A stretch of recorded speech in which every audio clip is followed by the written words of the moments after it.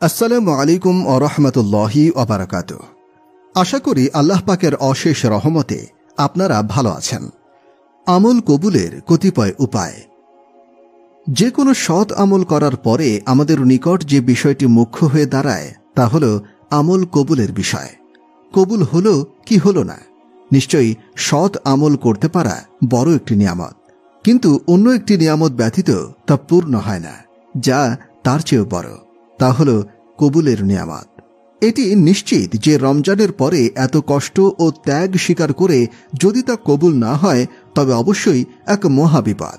এর চেয়ে আর বড় ক্ষতি কি রয়েছে যদি আমল প্রত্যাখ্যাত হয় আর দুনিয়া আখিরাতের স্পষ্ট ক্ষতিতে প্রত্যাবর্তন করে।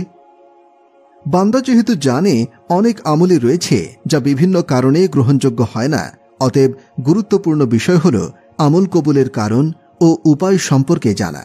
যদি কারণগুলি তার মধ্যে বিদ্যমান থাকে তবে যেন আল্লাহর প্রশংসা করে এবং ক্রমাগত তার উপরে অটল থাকে এবং আমল করে যায়। আর যদি তা বিদ্যমান না পায় তবে এই মুহূর্তেই যে বিষয়ের উপরে গুরুত্ব দিতে হবে তা হল ইখলাসের সাথে সেগুলোর মাধ্যমে আমল করায় সচেষ্ট হওয়া। আমল কবুলের কতিপয় উপায়। ১. স্বীয় আমলকে বড় মনে না করা এবং তার উপরে গর্ব না করা। মানুষ যত আমলই করুক না কেন, আল্লাহ তার দেহ থেকে শুরু করে সার্বিকভাবে যত নিয়ামত তাকে প্রদান করেছেন সে তুলনায় আল্লাহর সে মূলত কিছুই হক আদায় করতে পারেনি। সুতরাং একনিষ্ঠ ও খাঁটি মুমিনের চরিত্র হল তারা তাদের আমলগুলোকে তুচ্ছ জ্ঞান করবে, বড় মনে করে গর্ব অহংকার করবে না, যার ফলে তাদের সওয়াব নষ্ট হয়ে যায় এবং অলসতা এসে যায় সৎ আমল করার ক্ষেত্রে। স্বীয় আমলকে তুচ্ছ জ্ঞান করার সহায়ক বিষয় হল ১. আল্লাহ তাআলাকে যথাযথভাবে জানা ও চেনা। ২. তার নিয়ামতসমূহ উপলব্ধি করা। ৩. নিজের গুনাহ খাতা ও অসম্পূর্ণতাকে স্মরণ করা। ২. আমলটি কবুল হবে কিনা এই মর্মে শঙ্কিত থাকা। সাহাবায়ে কেরাম আমল কবুল হওয়ার ব্যাপারটিকে খুবই বেশি গুরুত্ব দিতেন, এমনকি তারা ভয় ও আশঙ্কায় থাকতেন। যেমন আল্লাহ তাআলা তাদের অবস্থা বর্ণনা করে বলেন, যারা ভীতকম্পিত হয়ে দান করে যা দান করার, কেননা তারা তাদের রবের নিকট প্রত্যাবর্তন করবে। নবী করিম সাল্লাল্লাহু আলাইহি ওয়াসাল্লাম আয়াতের ব্যাখ্যা করেন যে তারা রোজা রাখে, নামাজ আদায় করে, দান খয়রাত করে আর ভয় করে যে মনে হয় তা কবুল হয় না। আলী রাদিয়াল্লাহু আনহু বলেন, তোমাদের পক্ষ হতে তোমাদের আমল সমূহ কবুল হওয়ার ব্যাপারে তোমরা খুব বেশি গুরুত্ব প্রদান করো। তোমরা কি আল্লাহর বাণী শ্রবণ করো না? নিশ্চয়ই আল্লাহ মুত্তাকিদের পক্ষ হতেই কবুল করে থাকেন। সূরা মায়েদা আয়াত ২৭। ৩. আমল কবুলের আশা পোষণ ও দোয়া করা। আল্লাহর প্রতি ভয়ই যথেষ্ট নয়, বরং অনুরূপ তার নিকট আশা পোষণ করতে হবে, কেননা আশাবিহীন ভয় নিরাশ হওয়ার কারণ এবং ভয়বিহীন আশা আল্লাহর শাস্তি হতে নিজেকে মুক্ত মনে করার কারণ। অথচ উভয়টি দোষণীয়, যা মানুষের আকীদা এবং আমলে মন্দ প্রভাব বিস্তার করে। জেনে রাখুন, আমল প্রত্যাখ্যান হয়ে যাওয়ার ভয় আশঙ্কার সাথে সাথে আমল কবুলের আশাপোষণ মানুষের জন্য বিনয়, নম্রতা ও আল্লাহ ভীতি এনে দেয়, যার ফলে তার ঈমান বৃদ্ধি পায়। যখন বান্দার মধ্যে আশা পোষণের গুণ সাব্যস্ত হয় তখন সে অবশ্যই তার আমল কবুল হওয়ার জন্য তার প্রভুর নিকটে ২ হাত তুলে প্রার্থনা করে, যেমন করেছিলেন আমাদের পিতা ইব্রাহিম খলিলুল্লাহ এবং তার পিতা ইসমাইল আলাইহিস সালাম, যা আল্লাহ তাআলা তাদের কাবা গৃহ নির্মাণের ব্যাপারটি উল্লেখ করে বর্ণনা করেন। তিনি বলেন, যখন ইব্রাহিম ও ইসমাইল আলাইহিমুসসালাম বাইতুল্লাহর ভিত্তি বুলন্দ করেন, দোয়া করেন, হে আল্লাহ, আমাদের প্রতিপালক, তুমি আমাদের দোয়া কবুল করে নিও, নিশ্চয়ই তুমি সর্বশ্রোতা সর্বজ্ঞ। সূরা বাকারা ১২৭। ৪. বেশি বেশি ইস্তেগফার, ক্ষমা প্রার্থনা। মানুষ তার আমলকে যতই পরিপূর্ণ করার জন্য সচেষ্ট হোক না কেন, তাতে অবশ্যই ত্রুটি ও অসম্পূর্ণতা থেকেই যাবে। এজন্যই আল্লাহ তাআলা আমাদেরকে শিক্ষা দান করেছেন কিভাবে আমরা সে অসম্পূর্ণতাকে দূর করব। সুতরাং তিনি আমাদেরকে ইবাদত আমলের পর ইস্তেগফার, ক্ষমা প্রার্থনার শিক্ষা দান করেন।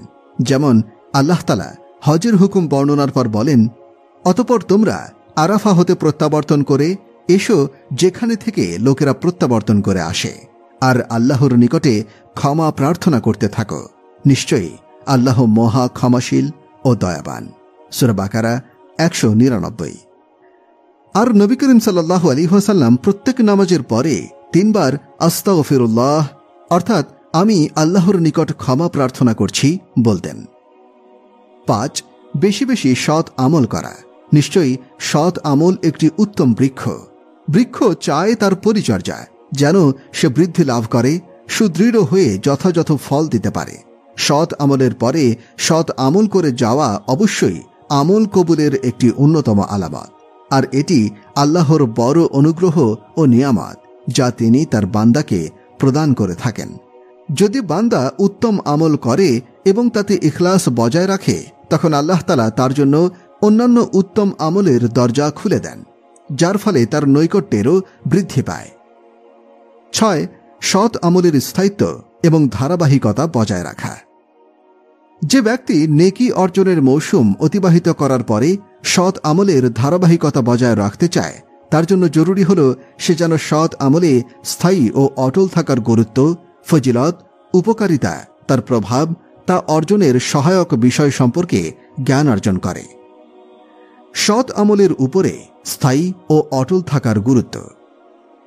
ইসলামী শরীয়তে সৎ আমলের উপরে স্থায়ী ও অটল থাকার গুরুত্ব নিম্নের বিষয়গুলি হতে ফুটে ওঠে। 1. আল্লাহ তাআলার ফরজ সমূহ, যা অবশ্যই ধারাবাহিকতার ভিত্তিতেই ফরজ করা হয়েছে এবং তা আল্লাহর নিকটে সর্বাধিক প্রিয় আমল। 2. সৎ আমলের স্থায়িত্ব এবং ধারাবাহিকতা নবী করিম সাল্লাল্লাহু আলাইহি ওয়াসাল্লামের অন্যতম তরিকা ও নীতি। 3. ক্রমাগত আমল ও তার ধারাবাহিকতা আল্লাহ ও তার রাসূল সাল্লাল্লাহু আলাইহি ওয়াসাল্লামের নিকটে উত্তম আমলের অন্তর্ভুক্ত। রাসূলুল্লাহ সাল্লাল্লাহু আলাইহি ওয়াসাল্লাম বলেন, আল্লাহর নিকট সর্বাধিক প্রিয় আমল হল যা নিয়মিতভাবে করে যাওয়া হয়, যদিও তা অল্প হয়। সৎ আমলের উপরে স্থায়ী ও অটল থাকার প্রভাব ও উপকারিতা। আল্লাহ তাআলা তার সৎ আমলের হেফাজতকারী বান্দাদেরকে বহুভাবে সম্মানিত এবং উপকৃত করে থাকেন। যেমন 1. স্রষ্টার সাথে তার সার্বক্ষণিক যোগাযোগ, যা তাকে অগাধ শক্তি, দৃঢ়তা, আল্লাহর সাথে নিবিড় সম্পর্ক এবং তার উপরে মহা আস্থা তৈরি করে দেয়। এমনকি তার দুঃখ, কষ্ট ও চিন্তা ভাবনায় আল্লাহই যথেষ্ট হয়ে যান। যেমন আল্লাহ তাআলা বলেন, যে ব্যক্তি আল্লাহর উপরে ভরসা করবে, আল্লাহই তার জন্য যথেষ্ট। সূরা তালাক আয়াত 3। 2. অলসতা, উদাসীনতা হতে অন্তরকে ফিরিয়ে রেখে সৎ আমলকে আঁকড়ে ধরার প্রতি অভ্যস্ত করা, যেন ক্রমান্বয়ে তা সহজ হয়ে যায়। যেমন কথিত রয়েছে, তুমি তোমার অন্তরকে যদি সৎ আমলে পরিচালিত না করো, তবে সে আমাকে গুনাহের দিকে পরিচালিত করবে। 3. এই নীতি অবলম্বন হল আল্লাহর মহব্বত এবং অভিভাবকত্ব লাভের উপায়। যেমন হাদিসে কুদসিতে আল্লাহ তাআলা বলেন, আমার বান্দা নফল ইবাদত সমূহর দ্বারা আমার নৈকট্য অর্জন করতেই থাকে, এমনকি তাকে আমি মহব্বত করতে শুরু করি। 4. সৎ আমলে অবিচল থাকা বিপদ আপদে মুক্তির একটি কারণ।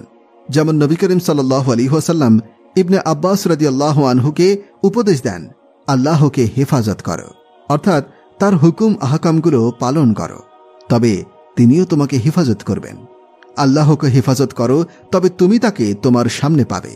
সুখে শান্তিতে তাকে চেনো, তিনি তোমাকে বিপদে চিনবেন। 5. সৎ আমল অবিচলতা, অশ্লীলতা এবং মন্দ আমল হতে বিরত রাখে। আল্লাহ তাআলা বলেন, নিশ্চয় নামাজ অশ্লীলতা এবং অন্যায় কাজ হতে বিরত রাখে। সূরা আনকাবুত আয়াত 45। 6. সৎ আমলে অবিচল থাকা গুনাহ খাতা মিটে যাওয়ার একটি মাধ্যম। যেমন নবী করিম সাল্লাল্লাহু আলাইহি ওয়াসাল্লাম বলেছেন, তোমাদের কারো দরজায় যদি একটি নদী থাকে আর সে প্রতিদিন 5 বার তাতে গোসল করে, তবে তার দেহে কি কোনো ময়লা অবশিষ্ট থাকবে? সাহাবাগণ বলেন, না। তিনি অর্থাৎ রাসূল সাল্লাল্লাহু আলাইহি ওয়াসাল্লাম বলেন, এমনই 5 ওয়াক্ত নামাজ আল্লাহ যার দ্বারা গুনাহসমূহকে মিটিয়ে দেন। 7. সৎ আমলে অবিচল থাকা শেষ পরিণাম ভালো হওয়ার মাধ্যম। যেমন আল্লাহ তাআলা বলেন, যারা আমার পথে চেষ্টা সাধনা করবে, অবশ্যই আমি তাদেরকে আমার পথ দেখিয়ে দেব। নিশ্চয়ই আল্লাহ সৎ আমলকারীগণের সাথে আছেন। সূরা আনকাবুত আয়াত 69। 8, এটি কিয়ামতের দিন হিসাব সহজ হওয়ার এবং আল্লাহর ক্ষমা লাভের উপায়। 9, এই নীতি মুনাফিকি হতে, অন্তরের পরিশুদ্ধতা এবং জাহান্নামের আগুন হতে পরিত্রাণের একটি উপায়। যেমন নবী করিম সাল্লাল্লাহু আলাইহি ওয়াসাল্লাম বলেন, যে ব্যক্তি 40 দিন ক্রমাগত জামাতের সাথে প্রথম তাকবীর পেয়ে নামাজ আদায় করবে, তার জন্য 2 প্রকার মুক্তির ঘোষণা। 1, জাহান্নামের আগুন হতে মুক্তি, এবং 2, মুনাফিকি হতে মুক্তি। 10, এটি জান্নাতে প্রবেশের উপায়। নবী করিম সাল্লাল্লাহু আলাইহি ওয়াসাল্লাম বলেন, যে ব্যক্তি কোনো জিনিসের 2 প্রকার আল্লাহর রাস্তায় খরচ করল, তাকে জান্নাতের দরজাসমূহ হতে আহ্বান করা হবে। জান্নাতে রয়েছে 8টি দরজা। সুতরাং যে ব্যক্তি নামাজি, তাকে নামাজের দরজা দিয়ে আহ্বান করা হবে। যে ব্যক্তি জিহাদি, তাকে জিহাদের দরজা দিয়ে আহ্বান করা হবে। যে ব্যক্তি দান খয়রাতওয়ালা, তাকে দান খয়রাতের দরজা দিয়ে আহ্বান করা হবে। আর যে ব্যক্তি রোজাদার, তাকে রাইয়ান নামক দরজা দিয়ে আহ্বান করা হবে। 11, যে ব্যক্তি নিয়মিত সৎ আমল করে, অতঃপর অসুস্থতা, সফর বা অনিচ্ছাকৃত ঘুমের কারণে যদি সে আমল বিচ্ছিন্ন হয়ে যায়, তবে তার জন্য সে আমলের সওয়াব লেখা হবে। রাসূল পাক সাল্লাল্লাহু আলাইহি ওয়াসাল্লাম বলেন, বান্দা যখন অসুস্থ হয় বা সফর করে, তবে তার জন্য অনুরূপ সওয়াব লেখা হয়, যা সে গৃহে অবস্থানরত অবস্থায় এবং সুস্থ অবস্থায় করত। বুখারী। এবং নবী করিম সাল্লাল্লাহু আলাইহি ওয়াসাল্লাম বলেন, যে ব্যক্তির রাতে নামাজ ছিল কিন্তু তা হতে নিদ্রা তার উপরে প্রভাব বিস্তার করে, তবে তার জন্য সে নামাজের সওয়াব লিখে দিবেন এবং তার সে নিদ্রা হবে তার জন্য সদকা স্বরূপ। সম্মানিত পাঠক, এভাবে সবসময় সৎ আমলের দ্বার উন্মুক্ত রয়েছে। অতএব আপনি যথাযথ প্রচেষ্টা জারি রাখুন, অলসতা বর্জন করুন। পরিশেষে আল্লাহর নিকট প্রার্থনা, তিনি যেন আমাদেরকে সহি আকীদা এবং সৎ আমলের উপরে সুদৃঢ় রাখেন এবং এমতাবস্থায় মৃত্যুদান করেন। আমিন। ইবাদত কবুল হওয়ার শর্ত। ইবাদত কবুল হওয়ার অন্যতম শর্ত হালাল রুজি, আর অবৈধ উপার্জন দিয়ে নিশ্চয়ই হালাল রুজি সম্ভব নয়। সাহাবায়ে কেরামগণ যাদের উপার্জন হালাল হবার ব্যাপারে সন্দিহান ছিলেন, তাদের জন্য দোয়া করতেও অসম্মতি জানাতেন। প্রখ্যাত সাহাবী আব্দুল্লাহ ইবনে ওমর রাদিয়াল্লাহু আনহু বসরার প্রশাসক এবং আমির আব্দুল্লাহ ইবনে আমিরকে তার অসুস্থ অবস্থায় দেখতে যান। ইবনু আমির বলেন, ইবনু উমার, আপনি আমার জন্য একটু দোয়া করুন না। ইবনু উমার তার জন্য দোয়া করতে অসম্মত হন, কারণ তিনি ছিলেন আঞ্চলিক প্রশাসক, আর এ ধরনের মানুষের জন্য হারাম, অবৈধ, জুলুম, অতিরিক্ত কর, সরকারি সম্পদের অবৈধ ব্যবহার ইত্যাদির মধ্যে নিপতিত হওয়া সম্ভব। এই কারণে ইবনু উমর রাদিয়াল্লাহু আনহু উক্ত আমিরের জন্য দোয়া করতে অস্বীকার করে বলেন, আমি রাসূলুল্লাহ সাল্লাল্লাহু আলাইহি ওয়াসাল্লামকে বলতে শুনেছি, অজু গোসল ছাড়া কোনো সালাত কবুল হয় না, আর ফাঁকি, ধোঁকা ও অবৈধ সম্পদের কোনো দান কবুল হয় না। আর আপনি তো বসরার গভর্নর ছিলেন। হযরত আবু হুরায়রা রাদিয়াল্লাহু আনহু বলেন, রাসূলুল্লাহ সাল্লাল্লাহু আলাইহি ওয়াসাল্লাম বলেছেন, হে মানুষেরা, আল্লাহ পবিত্র, তিনি পবিত্র অর্থাৎ বৈধতা ছাড়া কিছুই কবুল করেন না।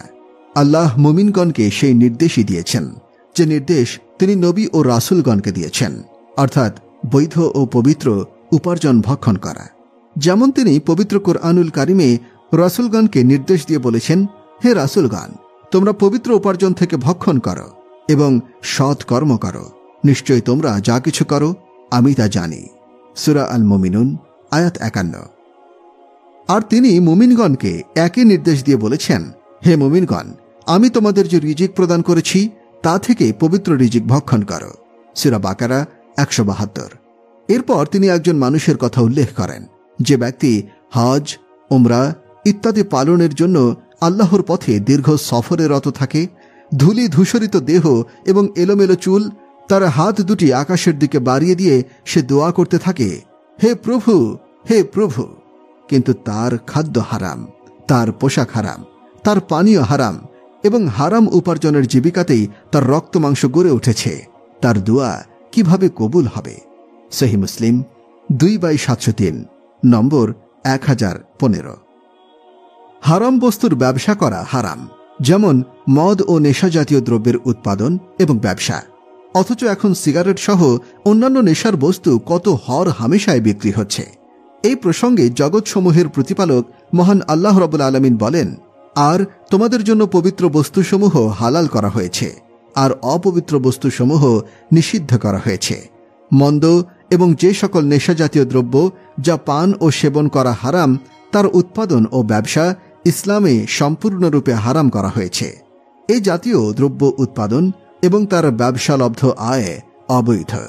এই প্রসঙ্গে মহান আল্লাহ রাব্বুল আলামিন বলেন, হে মুমিনগণ, নিশ্চয় মদ, জুয়া, প্রতিমা দেবী ও ভাগ্য নির্ধারক তীর সমূহ তো অপবিত্র শয়তানের কর্ম, সুতরাং তোমরা তা পরিহার করো, যাতে তোমরা সফলকাম হও। শয়তান শুধু মদ ও জুয়া দ্বারা তোমাদের মধ্যে শত্রুতা এবং বিদ্বেষ সঞ্চার করতে চায়, আর চায় আল্লাহর স্মরণ ও সালাত থেকে তোমাদেরকে বাধা দিতে। অতএব তোমরা কি বিরত হবে না? সূরা মাইদা 90-91। হযরত মুহাম্মদ সাল্লাল্লাহু আলাইহি ওয়াসাল্লাম বলেন, মানুষের মধ্যে এমন এক সময় আসবে যখন মানুষ নির্বিচারে যা পাবে তাই গ্রহণ করবে। হালাল সম্পদ গ্রহণ করছে না হারাম সম্পদ গ্রহণ করছে তা বিবেচনা করবে না। সহিহ বুখারী 2/726, নম্বর 1954। হাদিসের ভাষ্য অনুযায়ী অবৈধ উপার্জনকারীর সকল কর্ম, সকল প্রার্থনা অর্থহীন হবার পাশাপাশি তার অবৈধ উপার্জনের জন্য আখিরাতে রয়েছে কঠিন শাস্তি। আবু উমামা রাদিয়াল্লাহু আনহু বলেন, রাসূলুল্লাহ সাল্লাল্লাহু আলাইহি ওয়াসাল্লাম বলেছেন, যে ব্যক্তি অবৈধভাবে কোনো মুসলিমের কোনো সম্পদ আত্মসাৎ করবে, তার জন্য আল্লাহ তাআলা জাহান্নাম নিশ্চিত করে দেবেন এবং তার জন্য জান্নাত নিষিদ্ধ করা হবে। এক ব্যক্তি প্রশ্ন করল, হে আল্লাহর রাসূল, যদি সামান্য কোনো জিনিস অবৈধভাবে গ্রহণ করে? তিনি উত্তরে বলেন, যদি আরাক গাছের এক টুকরো খণ্ডিত ডালও কেউ অবৈধভাবে গ্রহণ করে, তাহলে তারও এই শাস্তি। সহিহ মুসলিম 1/122, নম্বর 137। আসুন সবাই হালাল ও হারাম রুজি বোঝার চেষ্টা করি, সকল প্রকার অবৈধ উপার্জন থেকে নিজেদের হেফাজত করার চেষ্টা করি। আল্লাহ তাআলা আমাদের সকল প্রকার হারাম থেকে রক্ষা করুন, আমিন। লোক দেখানো আমলের ভয়াবহ পরিণতি। ইবাদত কবুল হওয়ার আরেকটি শর্ত হল খালেস নিয়তে আল্লাহর সন্তুষ্টির নিমিত্তে ইবাদত করা। লোক দেখানো আমলের কোনো ফায়দা নেই। যেমন হযরত আবু হুরায়রা রাদিয়াল্লাহু আনহু হতে বর্ণিত, তিনি বলেন, রাসূলুল্লাহ সাল্লাল্লাহু আলাইহি ওয়াসাল্লাম বলেছেন, কিয়ামতের দিন সর্বপ্রথম যে ব্যক্তির বিচার করা হবে সে হবে একজন ধর্মযুদ্ধে শাহাদত বরণকারী শহীদ। তাকে আল্লাহর নিকটে উপস্থিত করা হবে। অতঃপর আল্লাহ পাক দুনিয়াতে প্রদত্ত নিয়ামত সমূহের কথা তাকে স্মরণ করিয়ে দেবেন, আর সেও তা স্মরণ করবে। আল্লাহ তাআলা তাকে জিজ্ঞাসা করবেন, দুনিয়াতে তুমি কি আমল করেছ? উত্তরে সে বলবে, আমি তোমার সন্তুষ্টির জন্য কাফিরদের সাথে লড়াই করেছি, এমনকি শেষ পর্যন্ত শহীদ হয়েছে।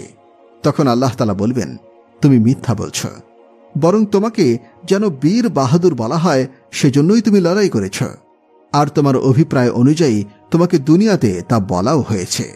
অতঃপর তার ব্যাপারে আদেশ দেওয়া হবে। তখন তাকে উপর করে টেনে হিচড়ে জাহান্নামে নিক্ষেপ করা হবে। অতঃপর সে ব্যক্তিকে বিচারের জন্য উপস্থিত করা হবে যে নিজে দ্বীনি ইলম শিক্ষা করেছে এবং অপরকে শিক্ষা দিয়েছে, আর পবিত্র কুরআন অধ্যয়ন করেছে এবং অপরকে শিক্ষা দিয়েছে। অতঃপর তিনি তাকে নিয়ামতের কথা স্মরণ করিয়ে দেবেন এবং সেও তা স্মরণ করবে। অতঃপর আল্লাহ তাআলা তাকে জিজ্ঞাসা করবেন, এই সমস্ত নিয়ামতের শুকরিয়া জ্ঞাপনের জন্য তুমি কি আমল করেছ? উত্তরে সে বলবে, আমি স্বয়ং দ্বীনি ইলম শিক্ষা করেছি এবং অপরকে শিক্ষা দিয়েছি এবং তোমার সন্তুষ্টির নিমিত্তে কুরআন তেলাওয়াত করেছি। তখন আল্লাহ তাআলা বলবেন, তুমি মিথ্যা বলছ, আমার সন্তুষ্টির জন্য নয়, বরং তুমি এজন্য ইলম শিক্ষা করেছ যেন তোমাকে আলেম বলা হয়, এবং এজন্য কুরআন অধ্যয়ন করেছ যাতে তোমাকে কারি বলা হয়, আর তোমার অভিপ্রায় অনুযায়ী তোমাকে আলেম ও কারিও বলা হয়েছে। অতঃপর ফেরেশতাদেরকে তার সম্পর্কে নির্দেশ দেওয়া হবে। সুতরাং তাকে উপর করে টানতে টানতে জাহান্নামে নিক্ষেপ করা হবে। অতঃপর এমন এক ব্যক্তিকে বিচারের জন্য আল্লাহর দরবারে উপস্থিত করা হবে যাকে আল্লাহ তাআলা বিপুল ধন সম্পদ দান করে বিত্তবান করেছিলেন। তাকে আল্লাহ তাআলা প্রথমে প্রদত্ত নিয়ামতের কথা স্মরণ করিয়ে দেবেন, আর সে তখন সমস্ত নিয়ামতের কথা অকপটে স্বীকার করবে। অতঃপর তিনি তাকে জিজ্ঞাসা করবেন, এই সমস্ত নিয়ামতের শুকরিয়ায় তুমি কি আমল করেছ? উত্তরে সে বলবে, যে সমস্ত ক্ষেত্রে ধন সম্পদ ব্যয় করলে তুমি সন্তুষ্ট হবে, তোমার সন্তুষ্টির জন্য সেসব খাতের একটি পথেও ব্যয় করতে ছাড়েনি। আল্লাহ তাআলা বলবেন, তুমি মিথ্যা বলছ, আমার সন্তুষ্টির জন্য নয়, বরং তুমি এই উদ্দেশ্যে দান করেছিলে যাতে তোমাকে বলা হয় যে সে একজন দানবীর, এবং তোমার অভিপ্রায় অনুসারে দুনিয়াতে তোমাকে দানবীর বলা হয়েছে। অতঃপর ফেরেশতাদেরকে তার সম্পর্কে নির্দেশ দেওয়া হবে, নির্দেশ মোতাবেক তাকে উপর করে টানতে টানতে জাহান্নামে নিক্ষেপ করা হবে। মুসলিম হাদিস 1905। অতএব ইবাদতের ক্ষেত্রে প্রধানতম বিষয় হল আল্লাহর সন্তুষ্টির নিমিত্তে ইবাদত করা। দ্বিতীয় হল ইবাদতটি সুন্নত মুতাবিক হওয়া। তৃতীয়ত রিয়ামুক্ত তথা মানুষকে দেখানোর মানসিকতায় ইবাদত না করা। প্রকাশ্য ইবাদত বা অপ্রকাশ্য ইবাদত এটা মুখ্য বিষয় নয়। ইসলামের কিছু ইবাদত রয়েছে যেগুলো প্রকাশ্যে করতে হয়, যেমন নামাজ মসজিদে এসে জামাতের সাথে প্রকাশ্যেই আদায় করতে হয়। হজ বায়তুল্লাহ গমন করে প্রকাশ্যেই করতে হয়। ঈদের নামাজ প্রকাশ্যেই আদায় করতে হয়। কুরবানি প্রকাশ্যেই প্রদান করতে হয়। এছাড়া কিছু ইবাদত রয়েছে যা অপ্রকাশ্যে করা যায়, যেমন জিকির, তিলওয়াত, নফল নামাজ, দান, সদকা ইত্যাদি। যে ইবাদত অপ্রকাশ্যে করা যায় তা অপ্রকাশ্যে করাই সর্বোত্তম, আর যা লুকিয়ে লুকিয়ে করা যায় না তা প্রকাশ্যেই করতে হবে। যারা আল্লাহ এবং শেষ দিবসে আশা রাখে এবং আল্লাহকে অধিক স্মরণ করে, তাদের জন্য রাসূলুল্লাহ সাল্লাল্লাহু আলাইহি ওয়াসাল্লামের মধ্যে উত্তম নমুনা রয়েছে। আর স্মরণ করতে থাকো স্বীয় পালনকর্তাকে আপন মনে ক্রোধনরত ও ভীত সন্ত্রস্ত অবস্থায়, এবং এমন স্বরে যা চিৎকার করে বলা অপেক্ষা কম, সকালে ও সন্ধ্যায়, আর বেখবর থেকো না। সূরা আরাফ 205। হযরত আনাস বিন মালিক রাদিয়াল্লাহু আনহু থেকে বর্ণিত, রাসূলুল্লাহ সাল্লাল্লাহু আলাইহি ওয়াসাল্লাম ইরশাদ করেছেন, যখন কিয়ামত সন্নিকটে হবে তখন আমার উম্মত 3 ভাগে বিভক্ত হবে।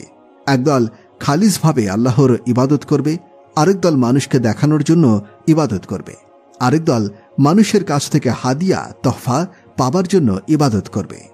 যখন তারা কিয়ামতের দিন একত্রিত হবে, মানুষ থেকে খাবার পাওয়ার আশায় যে ইবাদত করত তাকে আল্লাহ তাআলা বলবেন, আমার ইজ্জত ও সম্মানের কসম, তুমি আমার ইবাদত কি উদ্দেশ্যে করতে? সে বলবে, আপনার ইজ্জত ও সম্মানের কসম, মানুষের হাদিয়া তোহফা পাবার আশায়। আল্লাহ তাআলা বলবেন, তুমি যা কিছু জমা করেছ এর কোনো কিছুই তোমার উপকারে আসবে না, তুমি জাহান্নামের দিকে চলে যাও। তারপর যে ব্যক্তি মানুষকে দেখানোর ইবাদত করত তাকে আল্লাহ তাআলা বলবেন, আমার ইজ্জত ও সম্মানের কসম, তুমি কেন আমার ইবাদত করতে? সে বলবে, আপনার ইজ্জত ও সম্মানের কসম, আমি লোক দেখানোর জন্য ইবাদত করতাম। আল্লাহ তাআলা বলবেন, তোমার কোনো ইবাদত আমার পর্যন্ত পৌঁছেনি, তুমিও জাহান্নামে চলে যাও। এরপরে যে খালিস আল্লাহর জন্য ইবাদত করেছে তাকে আল্লাহ তাআলা বলবেন, আমার ইজ্জত ও সম্মানের কসম, আমার ইবাদত করার দ্বারা তোমার কি মাকসাদ ছিল? সে বলবে, আপনার ইজ্জত ও সম্মানের কসম, এ বিষয়ে আপনি আমার থেকে বেশি অবগত। আমি ইবাদত করেছি কেবল আপনার সন্তুষ্টির নিমিত্তে। আল্লাহ তাআলা বলবেন, আমার বান্দা সত্য বলেছে, তুমি জান্নাতে চলে যাও। আল-মুজামুল আওসাদ হাদিস নম্বর 5105, মাজমা উজ জাওয়ায়েদ 18397। এ থেকে আমাদের শিক্ষা গ্রহণ করা উচিত, কেননা লোক দেখানো আমলের পরিণতি অত্যন্ত ভয়াবহ। কাজেই সর্বদা আমাদের নিয়তকে পরিশুদ্ধ রাখতে হবে এবং প্রতিটি কাজই একমাত্র আল্লাহ পাকের সন্তুষ্টির জন্যই করতে হবে। কিছু কাজ লোক দেখানো বলে মনে হয়, মূলত তা নয়। ব্যক্তির ইচ্ছা ছিল ইবাদত গোপনভাবে করা এবং একমাত্র আল্লাহর জন্যই করা, কিন্তু মানুষ যদি জেনে যায় তবে বুঝতে হবে আল্লাহ তাআলা তার ইবাদতের সৌন্দর্য মানুষের মাঝে প্রকাশ করেছেন। তখন মানুষের প্রশংসা এবং সম্মানের আশা না করে আল্লাহর এই সুন্দর কাজে খুশি হওয়া এবং আল্লাহ তার গুনাহ গোপন করায় আনন্দিত হওয়া প্রয়োজন। আবু যর গিফারি রাদিয়াল্লাহু আনহু থেকে বর্ণিত, তিনি বলেন, রাসূলুল্লাহ সাল্লাল্লাহু আলাইহি ওয়াসাল্লামের নিকট আরজ করা হলো, সেই ব্যক্তি সম্পর্কে কি অভিমত যে নেক আমল করে এবং লোকেরা তার প্রশংসা করে? তিনি বললেন, এ তো মুমিন ব্যক্তির জন্য আগাম সুসংবাদ, এতে কাজটি কবুল হওয়ার লক্ষণ বোঝা যায়। মুসলিম হাদিস নম্বর 2642। ইবনে তাইমিয়া রাহিমাহুল্লাহ বলেন, যে ব্যক্তির নিয়মিত দুহা অর্থাৎ চাস্তের সালাত বা তাহাজ্জুদ বা অন্য কোনো সালাতের অভ্যাস আছে, সে যেখানেই থাকুক না কেন সালাত পড়ে নেবে। লোক দেখানো বা ইখলাসের পরিপন্থী না হলে শুধুমাত্র মানুষের মাঝে থাকার তারা তার এ গোপন ইবাদতের কথা জেনে যাবে, এ কথা ভেবে উক্ত ইবাদত বাদ দেওয়া উচিত নয়। তিনি আরো বলেন, কেউ শুধুমাত্র রিয়ার ধারণা করা জায়েজ কাজ থেকে বিরত থাকতে নিষেধ করলে তা নিম্নোক্ত কারণে গ্রহণযোগ্য হবে না। 1. কোনো জায়েজ কাজ শুধুমাত্র রিয়ার ভয়ে বাদ দেয়া যাবে না, বরং তা ইখলাসের সাথে করতে আদেশ দেয়া হবে। শরীয়ত যা নিষেধ করেছে শুধু তাই নিষেধ করা যাবে। রাসূলুল্লাহ সাল্লাল্লাহু আলাইহি ওয়াসাল্লাম বললেন, আমাকে মানুষের দিল ছিদ্র করে পেট ফেরে ইমানের উপস্থিতি দেখার জন্য বলা হয়নি। সহিহ বুখারী হাদিস নম্বর 4351, মুসলিম হাদিস নম্বর 1064। 3.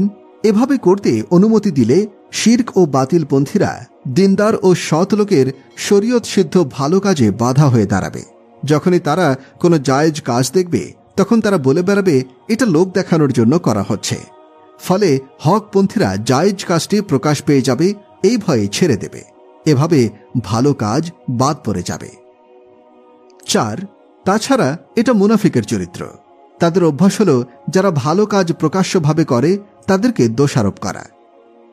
যারা দোষারোপ করে সাদাকার ব্যাপারে মুমিনদের মধ্য থেকে স্বেচ্ছা দানকারীদেরকে এবং তাদেরকে যারা তাদের পরিশ্রম ছাড়া কিছুই পায় না, অতঃপর তারা তাদেরকে নিয়ে উপহাস করে, আল্লাহ তাদেরকে নিয়ে উপহাস করেন এবং তাদের জন্যই রয়েছে যন্ত্রণাদায়ক আযাব। সূরা তাওবা আয়াত ৭৯। দোয়া ও মোনাজাত। মানুষের প্রকৃতি হল মুখাপেক্ষিতা, তাই সে নিজ কাজকর্ম সম্পাদন করতে এবং প্রয়োজন পুরা করতে অন্যের শরণাপন্ন হয়ে থাকে। তন্মধ্যে মুমিন বান্দা তার সকল কাজ সম্পাদনে নিজের সকল প্রয়োজনে কেবল আল্লাহ তাআলারই দরবারেই প্রার্থনা করেন।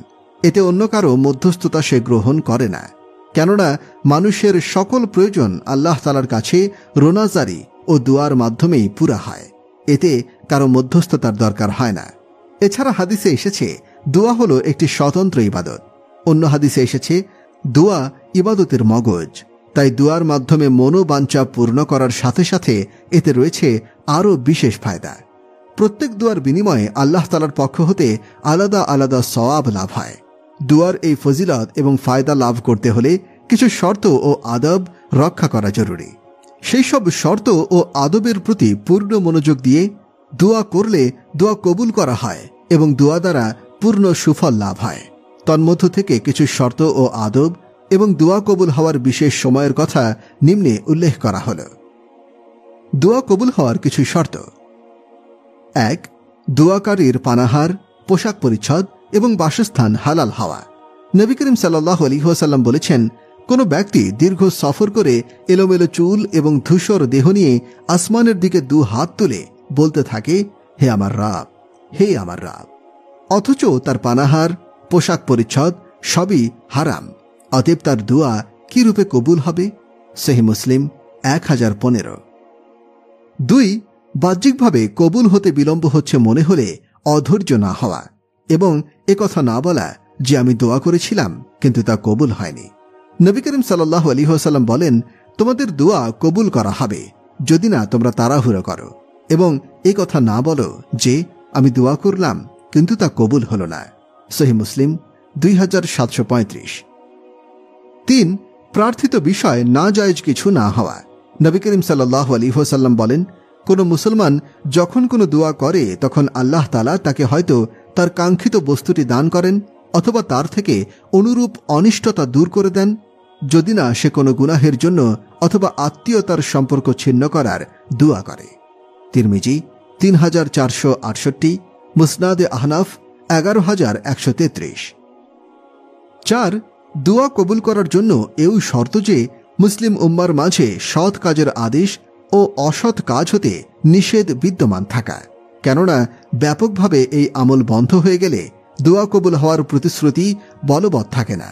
নবী করিম সাল্লাল্লাহু আলাইহি ওয়াসাল্লাম বলেন, হে লোক সকল, আল্লাহ তাআলা তোমাদেরকে বলেছেন তোমরা সৎ কাজের আদেশ করো এবং অসৎ কাজ থেকে নিষেধ করো, এমন সময় আসার পূর্বে যখন তোমরা আমাকে ডাকবে কিন্তু আমি তোমাদের ডাকে সাড়া দেব না, তোমরা আমার নিকটে কিছু চাইবে কিন্তু আমি তা পূর্ণ করব না, তোমরা শত্রুর বিরুদ্ধে আমার কাছে সাহায্য প্রার্থনা করবে, কিন্তু আমি তোমাদেরকে সাহায্য করব না। সহি ইবনে হিব্বান 290। দুয়ার আদবসমূহ: 1. অজুর সাথে মোনাজাত করা। 2. কিবলামুখী হয়ে মোনাজাত করা। 3. মোনাজাতের সময় সিনা বরাবর হাত তোলা এবং মোনাজাত শেষে চেহারায় হাত মোছা। 4. দুয়ার পূর্বে কোনো নেক আমল করা। 5.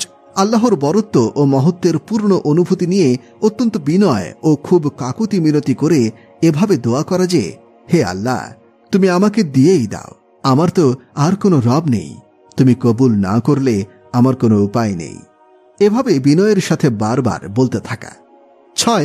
দুয়ার শুরুতে ও শেষে আল্লাহর প্রশংসা এবং নবী করিম সাল্লাল্লাহু আলাইহি ওয়াসাল্লামের উপরে দরুদ পাঠ করা এবং আমিন দ্বারা দোয়া শেষ করা। 7.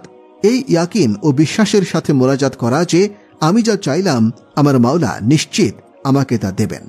8. নিম্নস্বরে কায়মনো বাক্যে মোনাজাত করা। আল্লাহ তাআলা বলেন, তোমরা তোমাদের প্রভুকে কায়মনো বাক্যে এবং অনুচ্চ স্বরে ডাকো, নিশ্চয়ই তিনি সীমালঙ্ঘনকারীদের পছন্দ করেন না। 9. মুনাজাতে কান্নাকাটি করা, কান্না না আসলে কান্নার ভান করা। 10. সকল মুমিনের জন্য দোয়া করা। আল্লাহ তাআলা ইরশাদ করেন, আপনি আপনার নিজের ভুলের জন্য ইস্তেগফার করুন এবং সকল মুমিন নর নারীদের জন্যও ক্ষমা প্রার্থনা করুন। নবী করিম সাল্লাল্লাহু আলাইহি ওয়াসাল্লাম আরও বলেন, যে ব্যক্তি মুমিন নর নারীদের জন্য ক্ষমা প্রার্থনা করে, প্রত্যেক নর নারীর বদলায় তার আমলনামায় একটি করে নেকি লেখা হয়। 11. প্রথমে নিজেকে দিয়ে দোয়া শুরু করা। হযরত উবাই ইবনে কাব রাদিয়াল্লাহু আনহু বলেন, রাসূলুল্লাহ সাল্লাল্লাহু আলাইহি ওয়াসাল্লাম যখন কারো আলোচনা করে তার জন্য দোয়া করতে চাইতেন, তখন প্রথমে নিজের জন্য দোয়া করতেন, অতঃপর আলোচিত ব্যক্তির জন্য দোয়া করতেন। 12. কোনো গুনাহের কাজ সম্পন্ন হওয়ার দোয়া না করা। নাজায়েজ কোনো কিছুর জন্য দোয়া না করা, এসব দোয়া তো কবুল হয় না, বরং ঈমান চলে যাওয়ার আশঙ্কা আছে। দোয়া কবুল হওয়ার বিশেষ কিছু সময়: 1. প্রত্যেক ফরজ নামাজের পর। 2. আজান ও ইকামতের মধ্যবর্তী সময়। 3. রাতের শেষ ভাগ। 4. জুমার দিন খুতবার মাঝে কিংবা আসর ও মাগরিবের মধ্যবর্তী সময়ে। 5. জমজমের পানি পান করার সময়। 6. শরীয়ত সম্মত জিকিরের মজলিসে থাকা অবস্থায়। 7. সিজদা অবস্থায়। মুমিন বান্দা এ অবস্থায় আল্লাহ তাআলার অতি নিকটে চলে যায়। 8. অসুস্থ ব্যক্তির নিকট দোয়া করার সময়, কারণ তার নিকটে গিয়ে যা বলা হয় এর উপর ফেরেশতা আমিন বলতে থাকে। 9. বৃষ্টির সময়। 10. জিহাদের ময়দানে যুদ্ধরত অবস্থায়। আল্লাহ তাআলা আমাদের দুয়ার শর্ত ও আদবের প্রতি লক্ষ্য রেখে দোয়া কবুলের বিশেষ মুহূর্তগুলোতে সব সময় বেশি বেশি দোয়া করার তৌফিক দান করুন, আমিন। দুয়ার কিছু শর্ত: দুয়ার ফলাফল চোখে দেখি বা না দেখি আমাদেরকে দোয়া করে যেতে হবে। কিছু কিছু ক্ষেত্রে দোয়ার ফলাফল একেবারেই কম দেখা যায়, বলতে গেলে দেখাই যায় না। এমন একটি ক্ষেত্র হল যখন মুসলমান মজলুম হতে থাকে, তাদের উপরে বিভিন্ন জায়গায় নির্যাতন চলতে থাকে, তখন দোয়া কান্নাকাটি করা হয়, চোখের পানি ফেলা হয়, কুনুতে নাজেলা পড়া হয়, কিন্তু শেষ পর্যন্ত রক্ত ঝরতেই থাকে, আগুন জ্বলতেই থাকে। একসময় আগুন জ্বলা বন্ধ হয়, কিন্তু মানুষ যেভাবে দোয়া করেছিল, যেভাবে কান্নাকাটি করেছিল, সেভাবে কিছুই হয় না, তাৎক্ষণিকভাবেও হয় না, কাছাকাছি সময়েও হয় না। তো যেসব ক্ষেত্রে ফলাফল চোখে দেখা যায় না, সেসব ক্ষেত্রেও আমাদেরকে দোয়া করে যেতেই হবে। দোয়া করে একথাও বলা যাবে না যে আমি দোয়া করেছি, দোয়া কবুল হয় না। একথা বলা বেয়াদবি এবং দোয়ার মাধ্যমে বেবরকতির কারণ। বেবরকতির অর্থ হল দোয়া কবুল না হওয়া।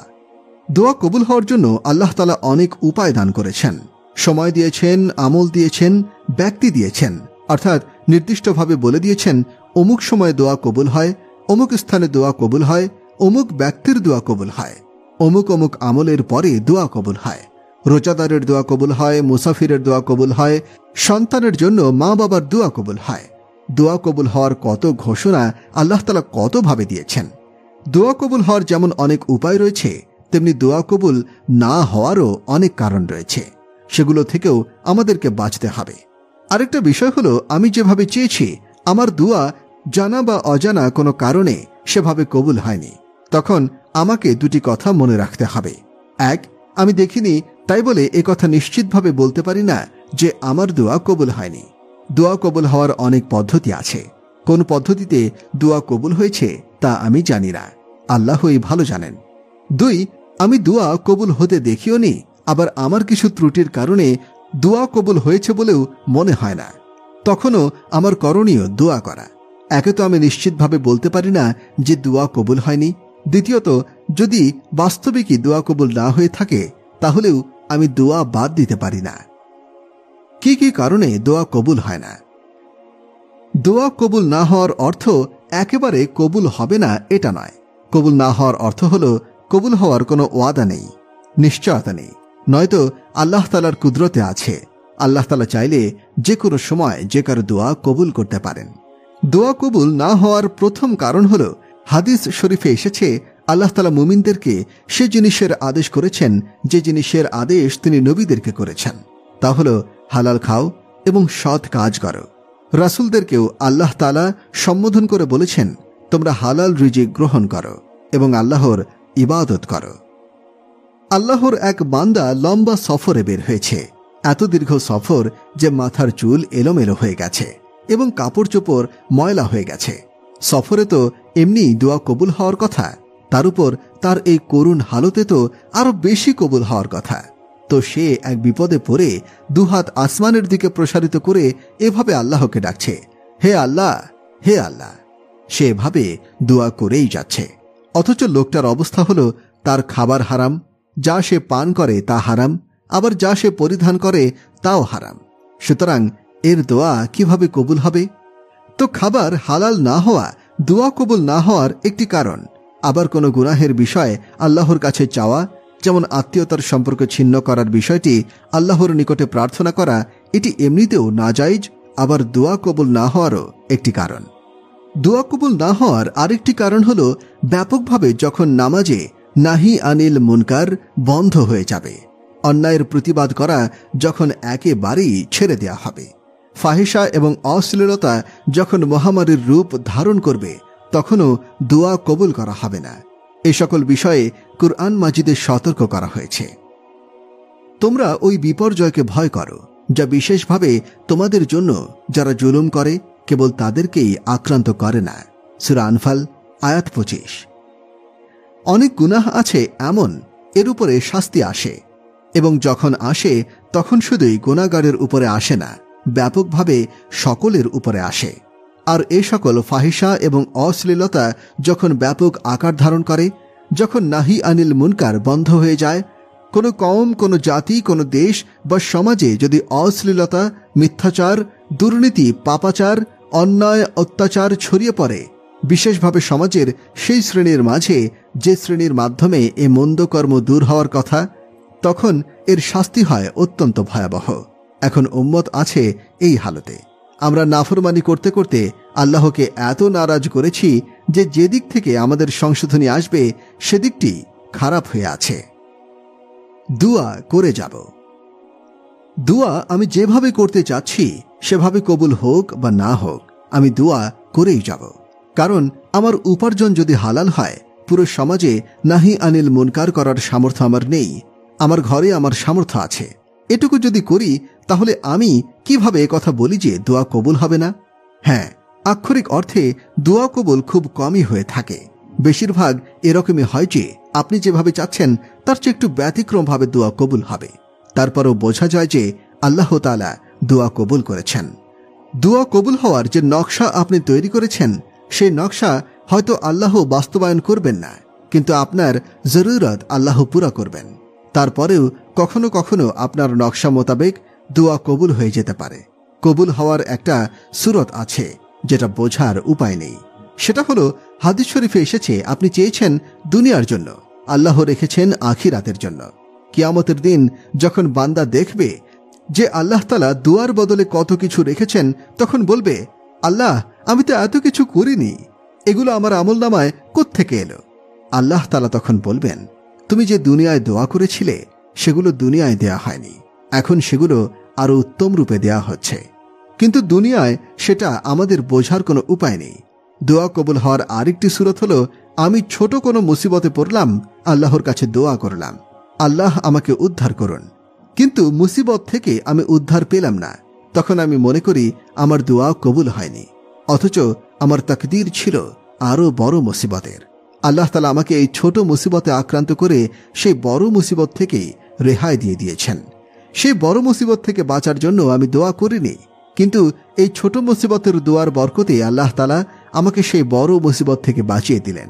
অনেক সময় রাস্তায় আমরা যানজটে পড়ি, তখন যানজট থেকে বাঁচার জন্য আমরা দোয়া করি, কিন্তু দেখা গেল যানজট থেকে বাঁচতে পারলাম না। কিন্তু ঠিকই আল্লাহ তাআলা আমাকে তার চেয়ে বড় বিপদ থেকে বাঁচিয়ে দিয়েছেন। একটু সামনে যেতেই দেখা গেল একটা গাড়ি খাদের মধ্যে উল্টে পড়ে আছে। যানজটে না পড়লে হয়তো আমাদের গাড়িটা সেখানেই থাকত। কবুল হওয়ার অদৃশ্য সুরতগুলো তো আমরা জানি না, তাহলে আমি কিভাবে একথা বলি যে আমার দোয়া কবুল হয়নি? ফখরুদ্দিন রাজি রহিমাহুল্লাহ এর ঘটনা। মাওলানা তাকি সাহেব দামাদ বারকাতুহুম লিখেছেন, এক লোক একদা এক বিচ্ছুকে দেখল অস্বাভাবিক দ্রুত গতিতে কোথাও যাচ্ছে। লোকটি কৌতূহলী হয়ে বিচ্ছুর পিছু নিল। বিচ্ছুটি আস্তে আস্তে সেই নদীর কিনারে আসলো। নদীতে একটা কচ্ছপ ভেসে উঠল। বিচ্ছুটি কচ্ছপের পিঠে লাফ দিয়ে উঠে গেল। লোকটির কৌতূহল আরও বেড়ে গেল। সেও একটি নৌকা নিয়ে নদী পার হয়ে গেল। ওপারে গিয়ে দেখতে পেল এক লোক শুয়ে আছে, আর তার পাশে একটি বিষধর সাপ ফনা তুলে আছে ছোবল মারার জন্য। সাপটি যেই ছোবল মারতে যাবে, বিচ্ছুটি অমনি সাপকে দংশন করল। ছোবল মারার আগেই বিচ্ছুর দংশনে সাপটি মারা গেল। এরকম আরও কত ঘটনা ঘটতে থাকে, আমাদের খবরই থাকে না।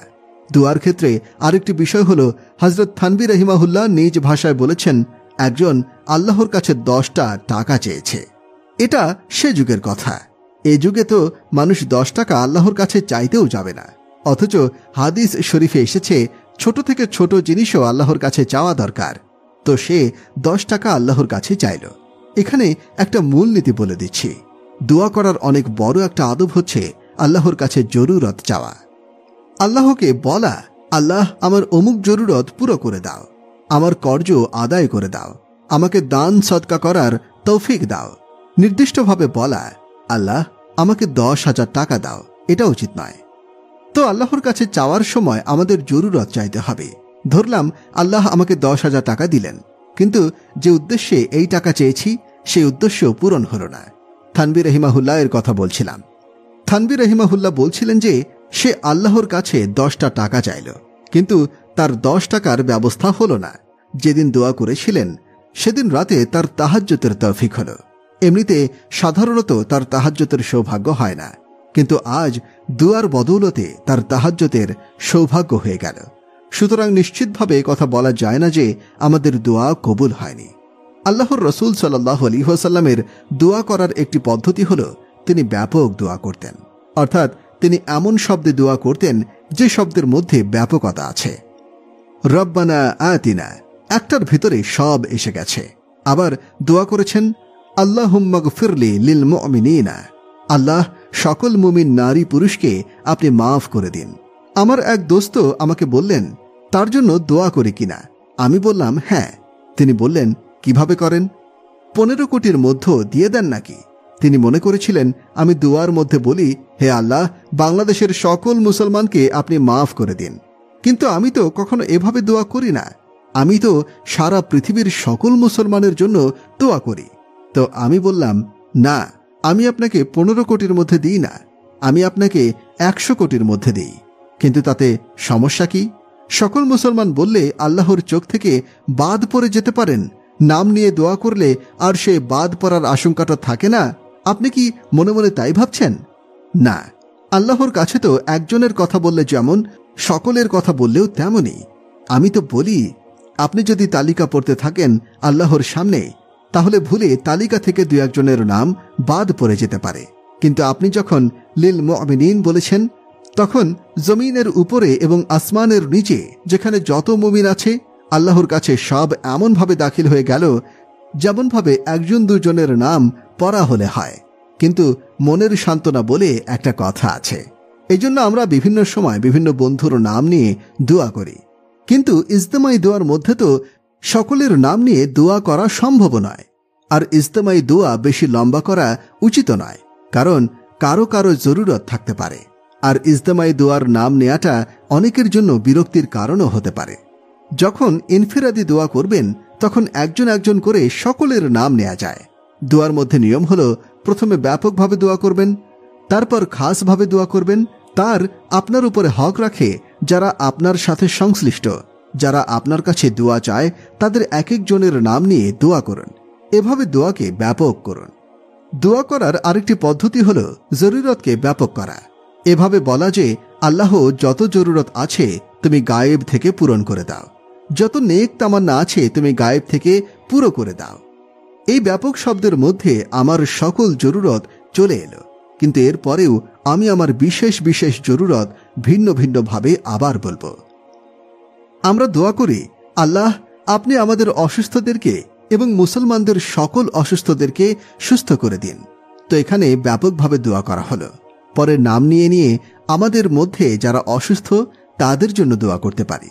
দোয়ার মধ্যে আরেকটি বিষয় হলো কবুলিয়াতের আশা নিয়ে দোয়া করা এবং দৃঢ়তার সাথে দোয়া করা, যেন আল্লাহর কাছ থেকে কেড়ে নেওয়া। আল্লাহ তাআলা আমাদেরকে দিয়েই দাও, আমাদেরকে মাগফিরাত করেই দাও। আল্লাহ, তুমি মন চাইলে দাও, মন চাইলে মাফ করে দাও, এভাবে নয়। এভাবে বললে আর দোয়া করার দরকারটা কি? আর আল্লাহর খাজানায় কি কোনো কিছুর অভাব আছে? হাদিসে তো এসেছে, আল্লাহ যদি সকলের সকল জরুরত পুরো করে দেন, আল্লাহর খাজানা বিন্দুমাত্র কমবে না। সুতরাং চাওয়ার সময় আমি কম চাইতে যাব কেন? আরেকটি বিষয় হলো অন্তর হাজির রেখে আল্লাহর কাছে দোয়া করা। অন্তর যদি গায়রে হাজির থাকে তাহলে দোয়া কবুল হয় না। হাত উঠিয়ে রাখলাম কিন্তু আমার মন পড়ে আছে অন্যদিকে, তাহলে দোয়া কবুল হবে না। মুখে তলব, দিলে তলব নেই, এটি দোয়া কবুল না হওয়ার একটি অনেক বড় কারণ। আরেকটা বিষয় হলো কান্না বা কান্নার ভাব নিয়ে দোয়া করা। কান্না মানুষের ইচ্ছাধীন বিষয় নয়। কখনো অনেক চেষ্টা করেও পারা যায় না, কখনো ছোটখাটো কারণেও কান্না চলে আসে। কিন্তু কান্নার ভাব ধরা এটা সব সময় সাধ্যের ভেতরেই থাকে। হাদিসে রাসূল করিম সাল্লাল্লাহু আলাইহি ওয়াসাল্লাম বলেছেন, কাঁদো অথবা কান্নার ভান করো, আমাদের জন্য কত সহজ করে দেয়া হয়েছে। আর দোয়ার মধ্যে কোনো ইমামতি নেই। এটা শাইখুল হাদিস আল্লামা আজিজুল হক সাহেবের শব্দ। প্রফেসর হামিদুর রহমান সাহেবও এই কথা খুবই নকল করেন। আজকাল অনেকে বলেন দোয়া পরিচালনা করবেন অমুক। আহা, দোয়া বুঝি পরিচালনার জিনিস? দোয়ার মধ্যে ইমামতি নেই। কথাটি অত্যন্ত অর্থবহ। নামাজের মধ্যে যেমন ইমাম সাহেব তাকবীর বলেন, তারপর অন্যরা তার অনুসরণ করেন। ইমাম সাহেবের আগে কোনো কিছু করলে যেমন নামাজ হবে না, তেমনি অনেকে মনে করেন দোয়ার মধ্যে ইমাম সাহেবের আগে কিছু করলে হবে না। না, এটা মোটেও জরুরি কোনো বিষয় নয়। তিনি শুরু করবেন তার সুবিধা মতো, আর আমি শুরু করব আমার সুবিধা মতো। তিনি যে দোয়া করেছেন, আমি চাইলে তার দোয়ার উপরও আমিন বলতে পারি। আর চাইলে আমার জরুরতের বিষয়েও আমি নিজে নিজে আল্লাহর কাছে দোয়া করতে পারি। আর আমার এখন বিস্তারিত দোয়া করার সময় নেই, আমি কিছুক্ষণ দোয়া করে চলে গেলাম, কোনো সমস্যা নেই। অথবা আমি শরিক হলাম না, আলোচনা হলো, আলোচনার পরে দোয়া শুরু হলো, কিন্তু আমি দোয়ায় শরিক না হয়ে চলে গেলাম, তাহলে এতে আপত্তি করার কিছু নেই। কিন্তু মানুষ মনে করে দোয়ায় থাকা বয়ানে থাকার চেয়েও গুরুত্বপূর্ণ। তাই তারা কেউ দোয়াতে শরিক না হলে বলে যে, আরে এতক্ষণ বয়ানে শরিক হলো, এখন দোয়ায় শরিক না হয়েই চলে গেল। অথচ বাস্তবিক পক্ষে দোয়ার চেয়ে বয়ানের গুরুত্ব অনেক বেশি। আর দোয়া তো সে নিজে নিজেই করতে পারে। আল্লাহ তাআলা আমাদের সঠিকভাবে দোয়া করার তৌফিক দান করুন, আমিন। গুরুত্বপূর্ণ কতিপয় আমল। ফজরের সুন্নত শেষে সূরা ফাতিহার আমল। 1.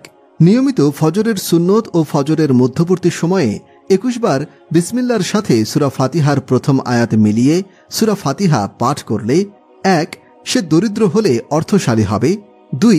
ঋণগ্রস্ত থাকলে ঋণমুক্ত হবে। 3. দুর্বল থাকলে শক্তিশালী হবে। 4. সকলের অনুরক্ত ও ভক্তিভাজন হবে। 5. শত্রুর চোখে ভয়ঙ্কর এবং বন্ধুর চোখে প্রিয় হবে। উক্ত নিয়মে 40 দিনের মধ্যে কোনো দিন বাদ না দিলে 1. সে হারানো চাকরি ফিরে পাবে। 2.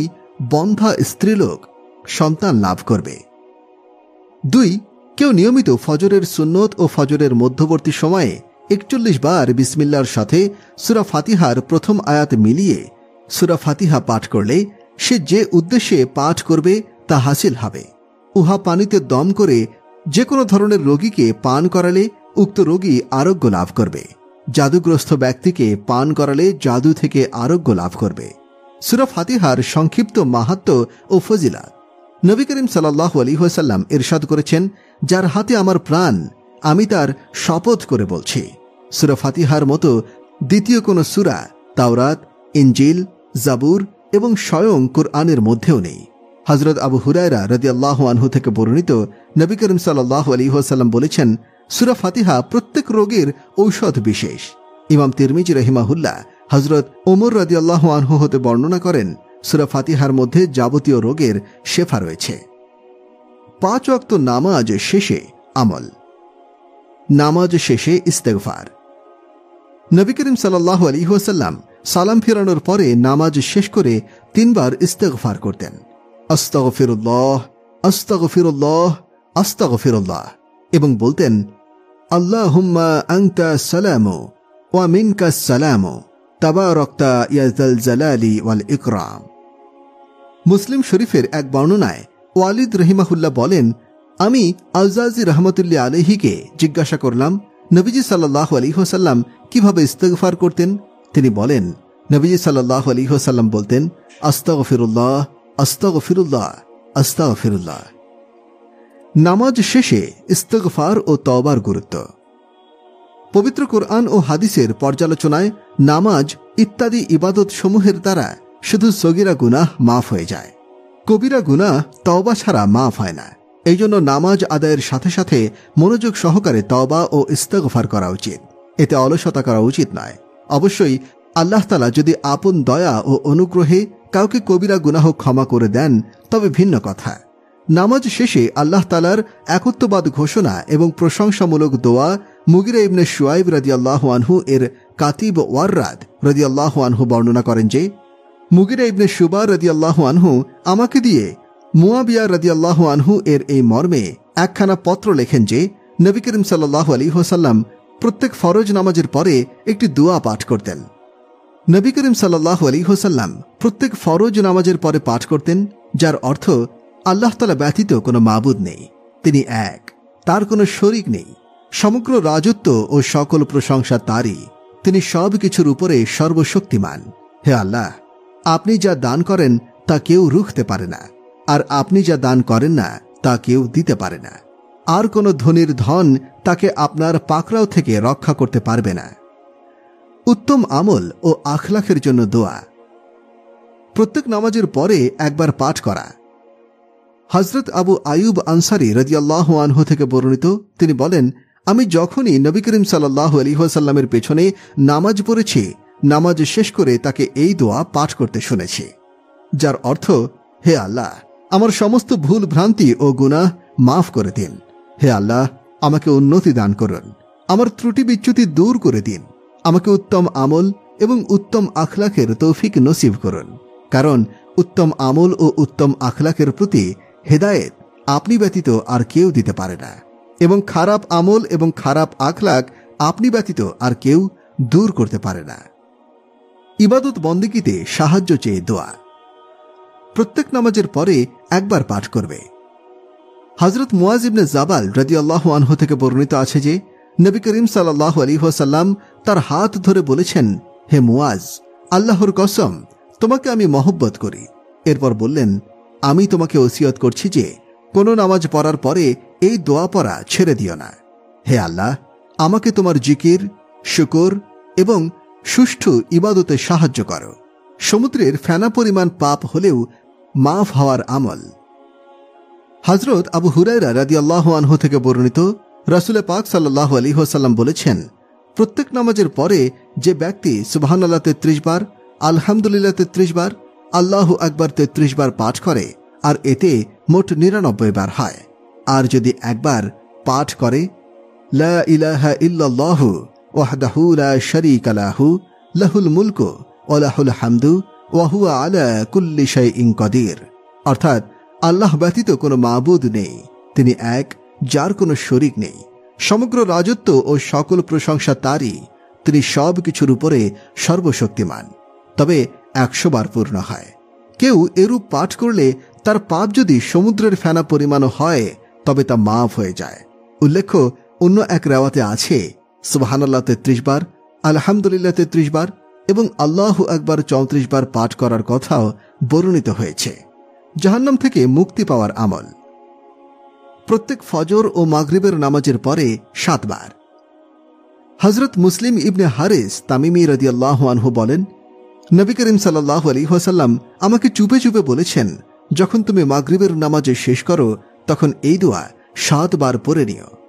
আল্লাহুম্মা আজিরনি মিনান নার, অর্থাৎ হে আল্লাহ, আমাকে দোজখ থেকে নিরাপদ রেখো। যদি তুমি তা পাঠ করো আর ওই রাতেই তোমার মৃত্যু এসে যায় তবে দোজখ থেকে নিরাপদ থাকবে। যদি ফজরের নামাজের পরেও এই দোয়া 7 বার পাঠ করো আর ওই দিনেই তোমার মৃত্যু এসে যায় তবে দোজখ থেকে নিরাপদ থাকবে। 70 বার আল্লাহ তাআলার রহমতের দৃষ্টি লাভ করার আমল। নামাজের পরে নিম্নোক্ত প্রতিটি বিষয়ে একবার পাঠ করবে। ইমাম বাগভী রহিমাহুল্লাহ তার নিজস্ব একটি রেওয়াতে হাদিস বর্ণনা করেছেন যে নবী করিম সাল্লাল্লাহু আলাইহি ওয়াসাল্লাম বলেছেন, আল্লাহ রাব্বুল আলামিন ইরশাদ করেন, যে ব্যক্তি প্রত্যেক নামাজের পরে সূরা ফাতিহা, আয়াতুল কুরসি এবং সূরা আল ইমরানের শাহাদাল্লাহ আয়াত শেষ পর্যন্ত এবং কুল আল্লাহু আয়াত ইয়াগির হাসাব পর্যন্ত পাঠ করে, আমি তার ঠিকানা জান্নাতে করে দিব, আমার কাছাকাছি স্থান দিব, দৈনিক 70 বার তার প্রতি রহমতের দৃষ্টি দেব, আর 70টি প্রয়োজন মিটিয়ে দেব, শত্রুর কবল থেকে তাকে আশ্রয় দেব এবং শত্রুর বিরুদ্ধে জয় করব। আয়াতুল কুরসির অর্থ হল, আল্লাহ ছাড়া অন্য কোনো উপাস্য নেই, তিনি জীবিত, সব কিছুর ধারক, তাকে তন্দ্রাও স্পর্শ করতে পারে না এবং নিদ্রাও নয়। আসমান ও জমিনে যা কিছু আছে সবই তার। কে আছে এমন যে সুপারিশ করবে তার কাছে তার অনুমতি ছাড়া? দৃষ্টির সামনে কিংবা পিছনে যা কিছু রয়েছে সে সবই তিনি জানেন। তার জ্ঞান সীমা থেকে তারা কোনো কিছুকেই পরিবেষ্টিত করতে পারে না, কিন্তু যতটুকু তিনি ইচ্ছা করেন। তার সিংহাসন সমস্ত আসমান ও জমিনকে পরিবেষ্টিত করে আছে, আর সেগুলোকে ধারণ করা তার পক্ষে কঠিন নয়। তিনি সর্বোচ্চ ও সর্বাপেক্ষা মহান। সূরা আল ইমরান 18-19 নম্বর আয়াত। আল্লাহ সাক্ষ্য দিয়েছেন যে তাকে ছাড়া আর কোনো উপাস্য নেই। ফেরেশতাগণ এবং ন্যায়নিষ্ঠ জ্ঞানীগণও সাক্ষ্য দিয়েছেন যে তিনি ছাড়া আর কোনো ইলাহ নেই। তিনি পরাক্রমশালী, প্রজ্ঞাময়। নিঃসন্দেহে আল্লাহর নিকট গ্রহণযোগ্য দিন একমাত্র ইসলাম, এবং যাদের প্রতি কিতাব দেয়া হয়েছে তাদের নিকটে প্রকৃত জ্ঞান আসার পরেও ওরা মতবিরোধে লিপ্ত হয়েছে। শুধুমাত্র পরস্পর বিদ্বেষবশত যারা আল্লাহর নিদর্শন সমূহের প্রতি কুফরি করে তাদের জানা উচিত যে নিশ্চিতরূপে আল্লাহ তাআলা হিসাব গ্রহণে অত্যন্ত দ্রুত। সূরা আল ইমরান 26-27 আয়াত। বলুন, ইয়া আল্লাহ, তুমি সার্বভৌম ক্ষমতার অধিকারী, তুমি যাকে ইচ্ছা রাজ্য দান করো এবং যার কাছ থেকে ইচ্ছা রাজ্য ছিনিয়ে নাও, এবং যাকে ইচ্ছা সম্মান দান করো আর যাকে ইচ্ছা অপমানে পতিত করো। তোমারই হাতে রয়েছে যাবতীয় কল্যাণ। নিশ্চয়ই তুমি সর্ববিষয়ে ক্ষমতাশীল। তুমি রাতকে দিনের ভিতরে প্রবেশ করাও এবং দিনকে রাতের ভিতরে প্রবেশ করিয়ে দাও, আর তুমি জীবিতদেরকে মৃতের ভেতর থেকে বের করে আনো এবং মৃতকে জীবিতদের ভেতর থেকে বের করো, আর তুমি যাকে ইচ্ছা বেহিসাব রিজিক দান করো। মৃত্যুর পর জান্নাতে যাওয়ার আমল। হযরত আবু উমামা রাদিয়াল্লাহু আনহু বর্ণনা করেন, নবী করিম সাল্লাল্লাহু আলাইহি ওয়াসাল্লাম ইরশাদ করেছেন, যে ব্যক্তি প্রত্যেক ফরজ নামাজের পর একবার আয়াতুল কুরসি নিয়মিত পাঠ করবে তার জন্য বেহেশতে প্রবেশের পথ একমাত্র মৃত্যু ছাড়া আর কোনো অন্তরায় থাকে না। অর্থাৎ মৃত্যুর সাথে সাথেই সে বেহেশতের ফলাফল এবং আরাম আয়েশ উপভোগ করতে শুরু করবে। হযরত হাসান ইবনে আলী রাদিয়াল্লাহু আনহু বর্ণনা করেন, রাসূলুল্লাহ সাল্লাল্লাহু আলাইহি ওয়াসাল্লাম বলেছেন, যে ব্যক্তি ফজর নামাজের পরে আয়াতুল কুরসি পড়ে সে পরবর্তী নামাজ পর্যন্ত আল্লাহ তাআলার হেফাজতে থাকে। 70টি প্রয়োজন পূর্ণ হওয়ার আমল। প্রতি নামাজের পর নিম্নোক্ত প্রতিটি বিষয় একবার পাঠ করবে। হযরত আবু আয়ুবী আনসারী রাদিয়াল্লাহু আনহু বর্ণনা করেন যে হযরত নবী করিম সাল্লাল্লাহু আলাইহি ওয়াসাল্লাম বলেন, যে ব্যক্তি প্রত্যেক ফরজ নামাজের পরে আয়াতুল কুরসি, সূরা আল ইমরানের 18-19 নম্বর আয়াত এবং সূরা আল ইমরানের 26-27 নম্বর আয়াত পাঠ করে, আল্লাহ তাআলা তার সমস্ত গুনাহ ক্ষমা করে দিয়ে তাকে জান্নাতে স্থান দেবেন। এছাড়াও তিনি তার 70টি প্রয়োজন মিটাবেন। তার মধ্যে সর্বনিম্ন প্রয়োজন হবে মাগফিরাত বা আল্লাহ তাআলার ক্ষমা। রুহুল মাআনি 2/144। ঋণ পরিশোধ করা ও শত্রু দমনের আমল। পবিত্র হাদিস শরীফে বর্ণিত হয়েছে যে হযরত মুআজ রাদিয়াল্লাহু আনহু ঋণগ্রস্ত হয়ে পড়েন এবং কিছুতেই ঋণ পরিশোধ করতে পারলেন না। নিরুপায় হয়ে তিনি নবী করিম সাল্লাল্লাহু আলাইহি ওয়াসাল্লামের শরণাপন্ন হলেন। তিনি মুআজ রাদিয়াল্লাহু আনহুকে সূরা আল ইমরানের 26 থেকে 27 নম্বর আয়াতে কারিমা পাঠ করে উপদেশ দিলেন। হযরত মুআজ রাদিয়াল্লাহু আনহু এই আয়াত দুটির বরকতে শীঘ্রই ঋণ মুক্ত হলেন। প্রত্যেক নামাজের পরে এবং শয়নকালে সূরা আল ইমরানের 26 থেকে 27 নম্বর আয়াত বহুবার পড়লে উপার্জন বৃদ্ধি এবং সৌভাগ্যশীল ও দারিদ্রতা দূর হয়। ফজর ও মাগরিবের পর সূরা আল ইমরানের 26 থেকে 27 নম্বর আয়াত 7 বার করে পড়লে আল্লাহর রহমতে ঋণ এবং শত্রু দমন হবে। আমলে নাজাত। নবী করিম সাল্লাল্লাহু আলাইহি ওয়াসাল্লামের শাফায়াত ও তাকে স্বপ্ন দেখার আমল। প্রতি নামাজের পরে একবার বা 7 বার কিংবা রোজ 41 বার পাঠ করবে। সূরা তাওবার শেষ 2 আয়াত প্রত্যেক ফরজ নামাজের পরে একবার পাঠ করলে কিয়ামতের দিন নবী করিম সাল্লাল্লাহু আলাইহি ওয়াসাল্লামের শাফায়াত লাভ করবে। আর প্রত্যেক ফরজ নামাজের শেষে 7 বার পাঠ করলে 1. সে দুর্বল হলে বলবান হবে, 2. লাঞ্ছিত হলে সম্মানিত হবে, 3. পরাজিত হলে পরাক্রান্ত হবে, 4. দরিদ্র থাকলে ধনবান হবে, 5. বিপদগ্রস্ত থাকলে বিপদমুক্ত হবে, 6. তার অপমৃত্যু হবে না, 7. তার আয়ু বৃদ্ধি পাবে, 8. তার সকল কাজ সহজ সাধ্য হবে, 9. স্বপ্নে নবী করিম সাল্লাল্লাহু আলাইহি ওয়াসাল্লামের সাক্ষাৎ লাভ না হয়ে পারবে না। আবু দাউদ শরীফ। 10. প্রতিদিন 41 বার পাঠ করলে স্বপ্নে নবী করিম সাল্লাল্লাহু আলাইহি ওয়াসাল্লামের সাক্ষাৎ লাভ করবে। সংশ্লিষ্ট একটি ঘটনা।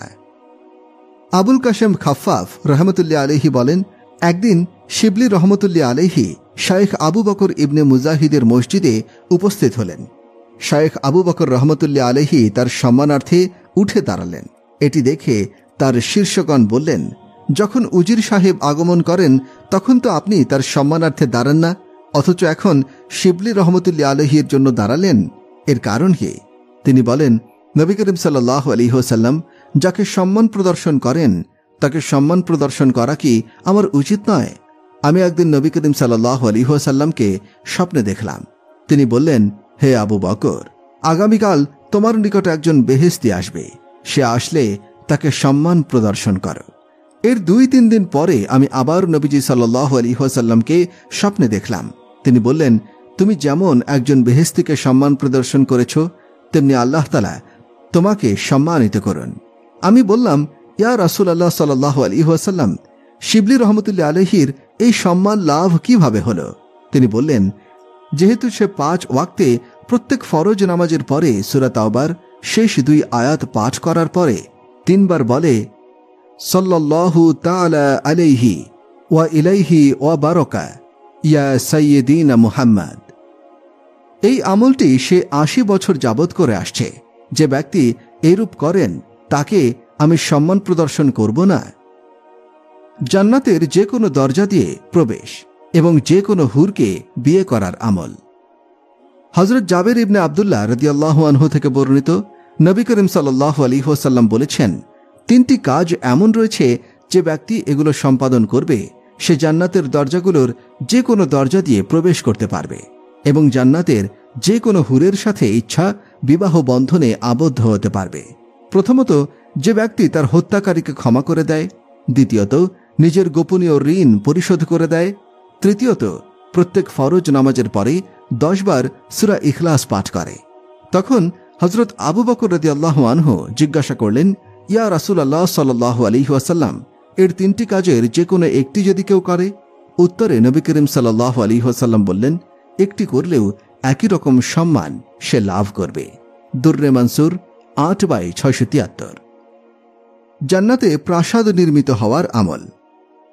যে কোনো সময় সূরা ইখলাস 10 বার পড়লে জান্নাতে একটি প্রাসাদ নির্মিত হয়। হযরত মুআজ ইবনে আনাস আল জুহানি রাদিয়াল্লাহু আনহু বর্ণনা করেছেন, কেহ যদি 10 বার সূরা ইখলাস পাঠ করে তবে আল্লাহ তাআলা তার জন্য জান্নাতে একটি প্রাসাদ নির্মাণ করবেন। হযরত ওমর রাদিয়াল্লাহু আনহু আরজ করলেন, ইয়া রাসূলুল্লাহ সাল্লাল্লাহু আলাইহি ওয়াসাল্লাম, তবে তো আমি অনেক বেশি পরিমাণে পড়ব। নবীজি সাল্লাল্লাহু আলাইহি ওয়াসাল্লাম ইরশাদ করলেন, আল্লাহ তাআলা অনেক বেশি উত্তম সওয়াব দানকারী। সকল প্রকার অনিষ্ট থেকে আশ্রয় প্রার্থনার আমল। সূরা ইখলাস, সূরা ফালাক, সূরা নাস একবার করে পাঠ করবে। প্রত্যেক ফরজ নামাজের পরে একবার করে সূরা ইখলাস, সূরা ফালাক, সূরা নাস পড়া মুস্তাহাব। উক্ত সূরা সকাল সন্ধ্যায় প্রতিটি 3 বার করে পাঠ করবে। হযরত ওমর রাদিয়াল্লাহু আনহু থেকে বর্ণিত, তিনি বলেন, নবীজি সাল্লাল্লাহু আলাইহি ওয়াসাল্লাম আমাকে প্রত্যেক নামাজের পরে সূরা ফালাক ও সূরা নাস পাঠ করতে আদেশ করেছেন। বিশেষ মর্যাদা এবং গুরুত্বপূর্ণ 3টি সূরা: সূরা ইখলাস, সূরা ফালাক ও সূরা নাস তাওরাত, ইনজিল, জাবুর ও কুরআনের প্রতিটি কিতাবেই নাজিল হয়েছে। সূরা ফালাক ও নাসের ফজিলত। হযরত আয়েশা রাদিয়াল্লাহু আনহা বলেন, নবী করিম সাল্লাল্লাহু আলাইহি ওয়াসাল্লাম কোনো রোগে আক্রান্ত হলে সূরা ফালাক এবং সূরা নাস পড়ে ফু দিয়ে সর্বাঙ্গে হাত বুলিয়ে দিতেন। অন্য এক হাদিসে এসেছে, নবী করিম সাল্লাল্লাহু আলাইহি ওয়াসাল্লাম জিন ও মানুষের কুদৃষ্টি হতে আশ্রয় প্রার্থনা করতেন। এই দুটি সূরা অবতীর্ণ হওয়ার পরে তিনি এই সূরা দুটিকে গ্রহণ করেন এবং বাকি সব ছেড়ে দেন। একজন জান্নাতি সাহাবীর আমল। হযরত আনাস ইবনে মালিক রাদিয়াল্লাহু আনহু বলেন, আমরা রাসূল সাল্লাল্লাহু আলাইহি ওয়াসাল্লামের দরবারে মসজিদে নববীতে উপবিষ্ট ছিলাম। তখন তিনি বললেন, তোমাদের নিকট একজন জান্নাতি মানুষ আগমন করবে। অতঃপর একজন সাহাবী আগমন করলেন। তার দাড়ি থেকে সদ্যকৃত অজুর পানির ফোঁটা ঝরে পড়ছিল। তিনি তার বাম হাতে জুতা দিয়ে মসজিদে প্রবেশ করলেন। তার পরদিন নবী করিম সাল্লাল্লাহু আলাইহি ওয়াসাল্লাম আমাদেরকে অনুরূপ কথা বললেন এবং প্রথম দিনের মতো সেই সাহাবী আগমন করলেন এবং তৃতীয় দিনও তাই হল। নবী করিম সাল্লাল্লাহু আলাইহি ওয়াসাল্লাম সেই কথা আবার বললেন এবং যথারীতি সেই সাহাবী পূর্বের অবস্থায় আগমন করলেন। নবী করিম সাল্লাল্লাহু আলাইহি ওয়াসাল্লাম যখন আলোচনা শেষ করে উঠে দাঁড়ালেন, তখন আব্দুল্লাহ ইবনে আমর ইবনুল আস রাদিয়াল্লাহু আনহু সেই সাহাবীর অনুগামী হলেন। তিনি তাকে বললেন, আমি আমার পিতার সাথে ঝগড়া করে শপথ করেছি 3 দিন পর্যন্ত তার ঘরে যাব না। এই 3 দিন আমাকে যদি আপনার ঘরে থাকার সুযোগ করে দিতেন তবে আমি সেখানে থাকতাম। তিনি বললেন, হ্যাঁ, থাকতে পারো। বর্ণনাকারী হযরত আনাস রাদিয়াল্লাহু আনহুকে বলেন, হযরত আব্দুল্লাহ রাদিয়াল্লাহু আনহু বলতেন, তিনি তার সাথে সেখানে সেই 3 রাত অতিবাহিত করলেন। তিনি তাকে রাতে উঠে তাহাজ্জুদের নামাজ পড়তেও দেখলেন না। তবে তিনি যখন ঘুমাতেন, বিছানায় পার্শ্ব পরিবর্তন করতেন, তখন আল্লাহ তাআলার জিকির করতেন।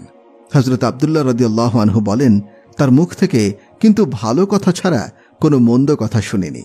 যখন 3 দিন অতিবাহিত হয়ে গেল এবং তার আমলকে সাধারণ ও মামুলি মনে করতে লাগলাম, তখন তাকে বললাম, হে আল্লাহর বান্দা, আমি রাসূলুল্লাহ সাল্লাল্লাহু আলাইহি ওয়াসাল্লামকে আপনার সম্পর্কে 3 বার এ কথা বলতে শুনেছি যে এখনই তোমাদের নিকট একজন জান্নাতি মানুষ আগমন করবে।